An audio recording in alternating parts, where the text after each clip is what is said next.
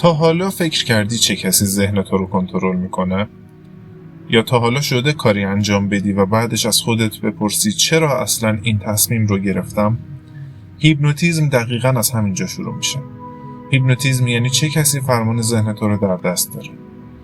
درود بر شما، پرویز پورمجید هستم. این ویدیو بر اساس فصل 6 کتاب روانشناسی تاریک توضیح میده که چگونه هیپنوتیزم یک ابزار مهم برای نفوذ ذهنی است. چیزی که شاید هر روز با آن روبرو هستید. برای شروع یک سوال میپرسم. آیا هیپنوتیزم حقیقت دارد؟ بیشتر مردم زمانی که کلمه هیپنوتیزم را میشنوند تصویری از مردی با سیبیل و کلاه لبه‌دار را در ذهن مجسم میکنند که در تلاش برای خواب‌آلود کردن کسی ساعت جیبی را تکان میدهد. اعتقاد به این کلیشه در واقع خطرناک است، چرا که هیپنوتیزورهای واقعی که به تکنیک‌های بسیار ظریف اما قدرتمندی مجهز هستند همه جا حضور دارند. این افراد می توانند از عناصر تاریک روانشناسی استفاده کرده و به طرز باور نکردنی و قدرتمندی بر مردم تأثیر بگذارند. بنابراین اگر هیپنوتیزم تصویر کلیشه‌ای و قدیمی روی صحنه نیست، پس دقیقاً چیست؟ به زبان ساده، هیپنوتیزم فرایندی است که با فیلتر کردن لایه‌های عمیق آگاهی قدرت تلقین پذیری در یک فرد را افزایش می‌دهد. این توانایی در تلقین عمیق و تاثیرگذاری مطالب به کسانی که در وضعیت بی‌دفاع و به شدت تلقین پذیری هستند به کاربران هیپنوتیزم تاریک قدرت بالایی در برابر قربانیان خود می‌دهد. برخلاف تقریباً هر تکنیک دیگر در این کتاب، هیپنوتیزم چیزی نیست که مردم در زندگی روزمره با شکل ملایم و بی‌ضرر آن روبرو شوند. هیپنوتیزم می‌تواند به صورت پیشنهاد کلامی و غیر کلامی انجام شود. از آنجایی که تلقین کردن در شکل‌های بسیار ظریفی صورت می‌گیرد، بنابراین تشخیص آنها کار بسیار دشواری است. از نظر ماهیت، هیپنوتیزم بر روی عمیق‌ترین لایه‌های ذهنی یک فرد تأثیر می‌گذارد.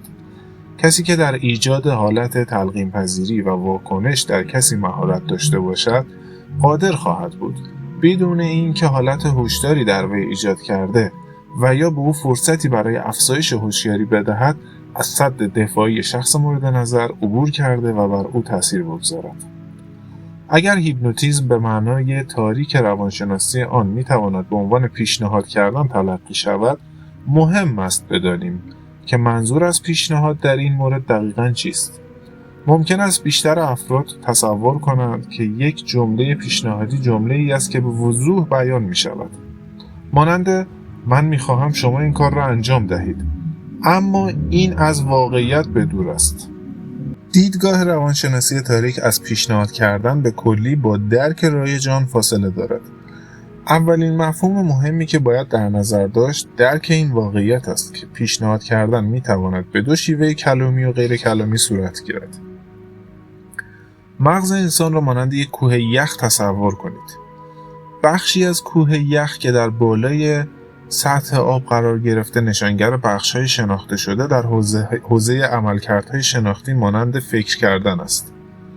قسمت بزرگتر و عمیق‌تر یخ که در زیر آب غوطه‌ور است، نمایانگر قسمت‌های خارج از دسترس مغز انسان است که تنها بخش کمی از آن شناخته شده است.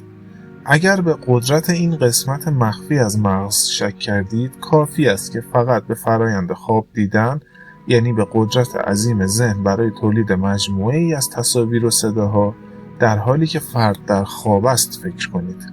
کاربران شیوه تاریک اغلب هدف خود را بر روی این قسمت پنهان و ناخودآگاه ذهن قرار می‌دهند.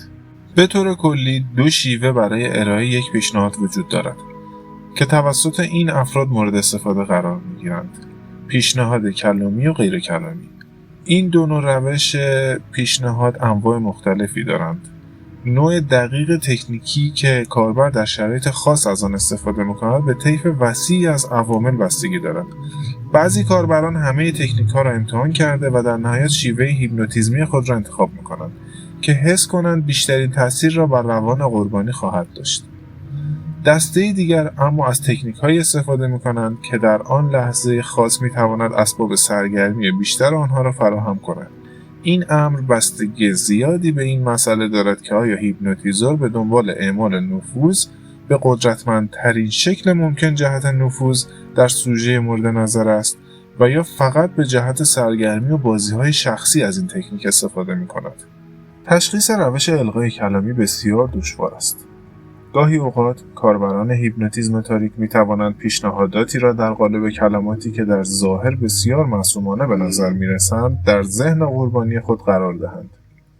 مثلا در نظر بگیریم که یک هیپنوتیزور سعی در القای هدفی کاملا تاریک مانند ایجاد احساس خودکشی در هدف را داشته باشد. آنها ممکن است دستور واقعی خود را با عنوان شما می‌خواهید بمیرید را با کلماتی هم آوا مانند شما می‌خواهید شام صرف کنید مخفی کنند. البته اینجا باید انگلیسیش رو هم که بگیم که کلمات آخر هم آوا باشن. You want to dine به معنی شما می‌خواهید شام صرف کنید. You want to die شما می‌خواهید بمیرید هستش. هیپنوتیزور واژه‌های شما می‌خواهید بمیرید را به وضوح بیان می‌کند، اما به روشی که محتوای واقعی را پوشانده باشد. به عنوان مثال هیپنوتیزور می‌تواند در مورد سفر آینده صحبت کرده و این گونه تصویر سازی کند که شما مجبورید رستوران‌های محلی را بررسی کرده تا در جایی محبوب و زیبا بمیرید. در این حالت ذهن قربانی بدون اینکه آگاهانه بفهمد چرا پیشنهاد مرگ را جذب می‌کند. مثال فوق از شیوه القای کلامی مانند غذایی است که در آن سم ریخته شده. قربانی محتوای پنهان آن را مصرف کرده و فکر می‌کند از چیزی مفید و بی‌ضرر لذت می‌برد، در حالی که در واقع چیزی مرگبار را جذب می‌کند. در حقیقت قسمت ویرانگر این روش از آن جهت است که قربانی هرگز متوجه آن نخواهد شد. حتی اگر کسی متوجه کلمات واقعی هیپنوتیزور بشود، تصور کنید که تحلیل چنین واژه‌هایی از لحاظ عقلانی چقدر دیوانه‌وار به نظر می‌رسد. مردم معمولاً گزینه‌هایی را انتخاب می‌کنند که از نظر روانشناسی برای آنها راحت‌تر به نظر می‌رسند. بنابراین دستورهایی را که در ظاهر در پوششی عقلانی قرار گرفته بدون هیچ تردیدی می‌پذیرند. تون صدای هیپنوتیزور و انتخاب کلمات روش دیگری در تکنیک کلامی است. برخی از هیپنوتیزورها به سرعت و با دقت زیاد شیوه بیان یک قربانی در هنگام ادای مسائل جدی را فرا می‌گیرند. به عنوان مثال اگر کسی بخواهد سخنی معنادار بگوید، تون صدای او پایین آمده و سرعت آن کند می‌شود. هیپنوتیزور این جزئیات را به خاطر سپرده و برای استفاده در آینده ثبت می‌کند. سپس با همان لحن دقیق و آینه‌ای شروع به القای موضوعی به قربانی خود می‌کند. استفاده با ظرافت از لحن صدای صحیح و تنوع صوتی کلمات ارائه شده عمیقاً در قربانی نفوذ کرده و حالت دفاعی او را از بین می‌برد. از آنجا که هیپنوتیزور فقط در زمان القای مطالب از لحن تقلیدی استفاده می‌کند و بعد از آن به روش معمول صحبت کردن خود باز می‌گردد، قربانی از آنچه در حال وقوع است بی اطلاع می‌ماند. شکل دیگری از تلقین کلامی که توسط یک کاربر هیپنوتیزم روانشناسی تاریک استفاده می‌شود، انتخاب کلماتی است که برای قربانی دارای حساسیت و اهمیت ویژه‌ای هستند. به عنوان مثال، وقتی کسی بسیار احساساتی باشد، غالباً از اصطلاح خاصی برای انتقال این احساس استفاده می‌کند. اگر هیپنوتیزور قادر به استفاده از این کلمات شخصی باشد، به این وسیله می‌تواند از آنها جهت پیشبرد اهداف خود استفاده کند. همانطور که مردم صدای منحصر به فردی دارند، آنها همچنین لیستی از واژه‌های شخصی دارند که به طور ناخودآگاه برای آنها معنای خاصی دارد.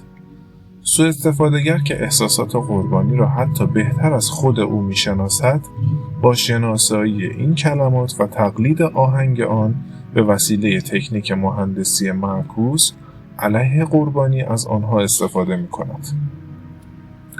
القای مطالب همچنین می‌تواند اشکال غیر کلامی داشته باشد. این مسئله می‌تواند از طریق زبان بدن هیپنوتیزور یا حتی نشانه هایی که آنها را در محیط خود قرار می دهد صورت پذیرد.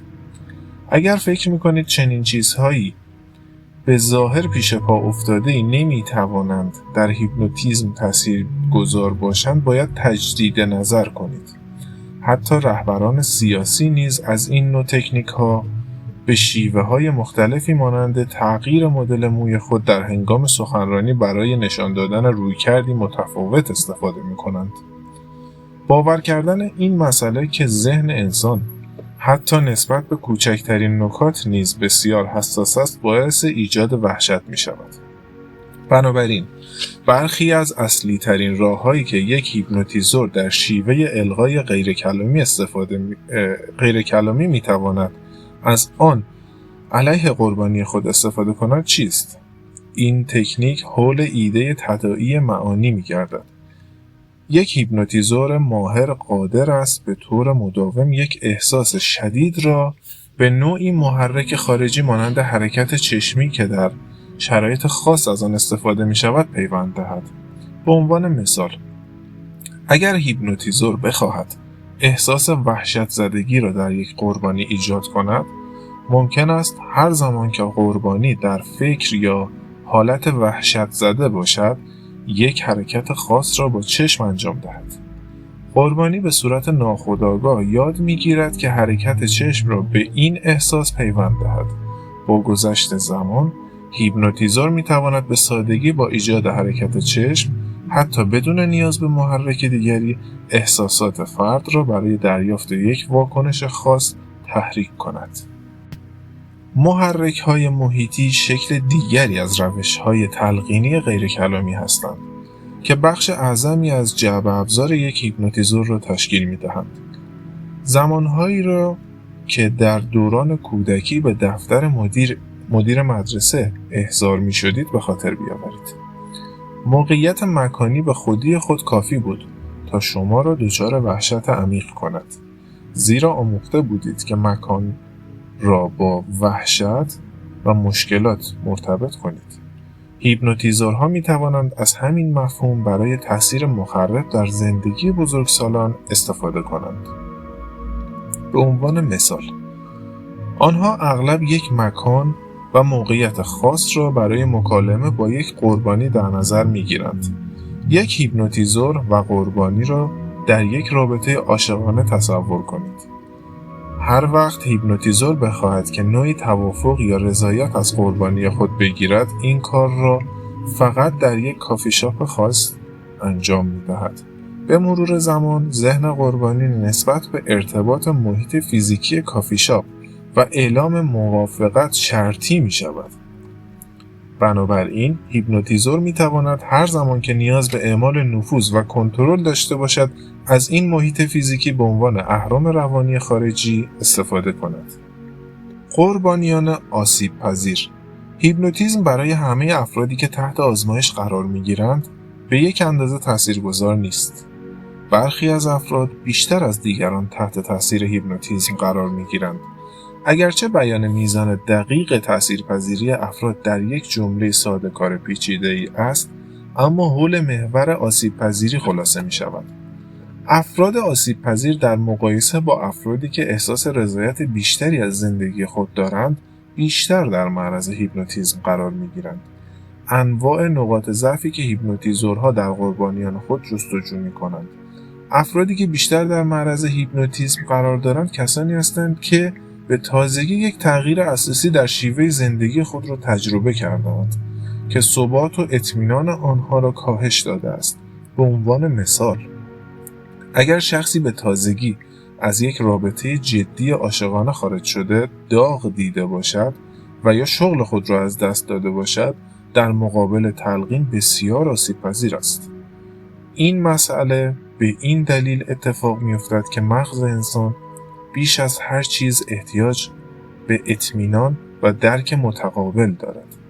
اگر یک هیپنوتیزور شخصی را که در موقعیت آسیب پذیر قرار گرفته مشاهده کند، میتواند اطمینان او را جلب کرده و به طور کلی وضعیت آسیب پذیر او را به سمت تاثیرپذیری از هیپنوتیزم هدایت کند. تقریباً دو وجه آسیب پذیری در قربانی یک هیپنوتیزور وجود دارد. آسیب پذیری که شخص در حال حاضر در زندگی خود درگیر آن است و آسیب پذیری شدیدتر که تحت تاثیر هیپنوتیزور گرفتار آن خواهد شد. شیطان صفت ترین هیپنوتیزورها قادرند هر دو جنبه را برای تاثیر کشنده تر ترکیب کنند. بهترین هیپنوتیزورها نه تنها قادر به یافتن شخصی هستند که به میزان مناسب آسیب پذیر باشد، بلکه کسانی را انتخاب می کنند که به طور خاص در برابر طرح روانشناسی هیپنوتیزم مورد نظر آسیب پذیر باشد. به عنوان مثال، اگر یک هیپنوتیزور به دنبال استفاده از قدرت خود برای کسب درآمد اقتصادی باشد، ممکن است به دنبال قربانی مانند یک بیوه ثروتمند و اخیراً داغ دیده بگردد. آنها با ظرافت و به مرور زمان با نشان دادن خود به عنوان یک منبع احساس امنیت و آسایش وارد عمل می‌شوند، در حالی که در حقیقت امر برای افزایش احساس فقدان و آسیب پذیری بیوه تلاش می‌کنند. آنها در نهایت به هدف خود رسیده و به تنها پناهگاه قربانی از جهنم خود ساخته تبدیل خواهند شد. به طور کلی هیپنوتیزورها علاوه بر جستجو برای یافتن افراد آسیب پذیر، به ایجاد شرایط لازم برای آسیب پذیری شهرت دارند. این مسئله زمانی اتفاق می‌افتد که کسی در شرایط موقعیتی قرار گیرد که او را نسبت به هر زمان دیگری آسیب پذیرتر کند. ترفندهای تاکتیکی وجود دارد که یک هیپنوتیزور می‌تواند برای ارزیابی میزان آسیب پذیری فرد از آن استفاده کند. یکی از این تاکتیک‌ها تلاش برای ایجاد رفتار تقلیدی در هدف است. هنگامی که افراد به طور ناخودآگاه در رابطه تحت تاثیر کسی قرار می‌گیرند، بدون اینکه بدانند شروع به منعکس کردن رفتار طرف مقابل می‌کنند. برای بررسی این موضوع یک هیپنوتیزور ممکن است تغییر جزئی در زبان بدن خود مانند حرکت دست ایجاد کند. اگر قربانی ناخودآگاه این ژست را تقلید کند، این نشانه ای است که قربانی در موقعیت آسیب پذیر قرار گرفته است. چگونه هیپنوتیزورهای ماهر از هر دو نوع سیستم آسیب پذیری با هم برای تأثیر بخشی ویژه استفاده می کنند؟ اگر کسی به طور کلی به دلیل شرایط زندگی و همچنین به سبب شرایطی که شخص سوء استفاده‌گر برای او ایجاد کرده در موقعیت آسیب پذیری باشد، این وضعیت او را در قابل نفوذترین موقعیتی که میتواند تصور کرد قرار میدهد. به محض ایجاد چنین حالتی، هیپنوتیزور برای تسلط بیشتر احتمالاً به سراغ قوی‌ترین و پیشرفته‌ترین تکنیک‌های موجود مانند NLP می رود. NLP که مخفف کلمه نورو لینگویستیک پروگرامینگ هستش یا برنامه‌نویسی عصب زبانی، تکنیکی است قدرتمند که حتی خوشفکرترین افراد نیز از آن استفاده می‌کنند. رهبران دنیای تجارت و مؤسسات خیریه رایج‌ترین طرفداران فنون و اصول ارائه شده توسط NLP هستند. البته دوستان اضافه کنم که یک ویدیو در مورد NLP و کتاب مربوط به NLP براتون در آینده قرار خواهم داد تا کاملتر این موضوع رو درک کنید. قرار دادن چنین تکنیک هایی در دست افرادی که مایل به استفاده از روانشناسی تاریک برای سوء استفاده از دیگران هستند، مانند دادن سلاح هسته‌ای به یک فرد روانی است. به این وسیله آنها از قدرت و توانایی خود در جهت ایجاد یک تخریب روانی عظیم در میان قربانیان استفاده می‌کنند. درک تکنیک‌های اصلی استفاده شده توسط متخصصان روانشناسی تاریک بینشی در جهت آگاهی در مورد نحوه استفاده از آن برای ایجاد تأثیرات مخرب ارائه می‌دهد. تکنیک لنگر انداختن. لنگر انداختن یک روش NLP است که شامل پیوند یک حالت عاطفی با نوعی محرک خارجی است. پس یکی از روش‌های NLP همین تکنیک لنگر انداختن میشه.